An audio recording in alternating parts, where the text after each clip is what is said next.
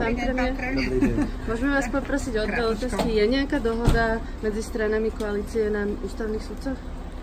Neviem ešte. Bude tento týždeň koaličná rada, na ktorej by som sa mal zúčastniť a pravdepodobne tam sa bude diskutovať o tom, ako sa k voľbe postaviť a či sa nájde prienik na nejakých menách, ale zatiaľ ja ešte informáciu nemám. Budete diskutovať aj o tom teda, ako ďalej? Ozývajú sa možno viacerí poslanci. Je nálada v smere na takéto diskusie?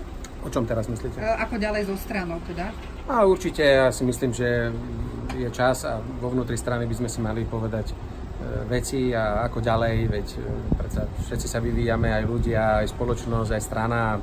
Ja si myslím, že na tom by nemalo byť nič zlé a aj nikto v rámci strany by to nemal vnímať nejak tragicky a dramaticky.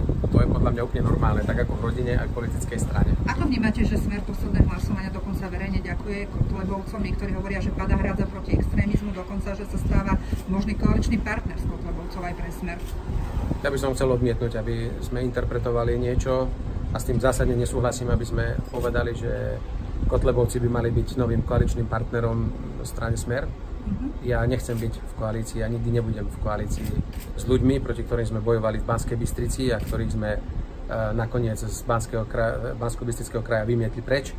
A ja nikdy nebudem súhlasiť, aby strana Smer sociálna demokracia niekedy vytvorila akúkoľvek koalíciu s týmito ľuďmi, ktorí popierajú základné hodnoty a našu históriu, a to nie len na centrálnej úrovni, ale ani na mestskej, ani regionálnej, ani na žiadnej. To je pre mňa červená čiara, cez ktorú nikdy neprekročím. A strana sa doteraz nevyjadrila k tým novým informáciám ohľadom vyjadrení pána Vadalu, tomu utajenému svedkovi v Taliansku. Čo na to vy hovoríte, že mal mať kúpeného ministra, policajtov, tajnú službu?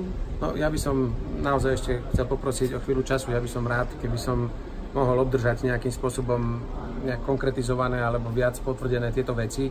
A ja potom samozrejme sa k tomu vyjadrím, pretože ak by sa takéto veci potvrdili, bolo by to samozrejme veľmi zlé. Ale zatiaľ nechcem komunikovať len na základe medializovaných informácií. Vždy sa osvedčilo, že keď potom na stôl prišli dôkazy, ja som potom vždy vedel vyjadriť zásadné stanovisko a veľmi jasné. A bude to príjemný obed dnes?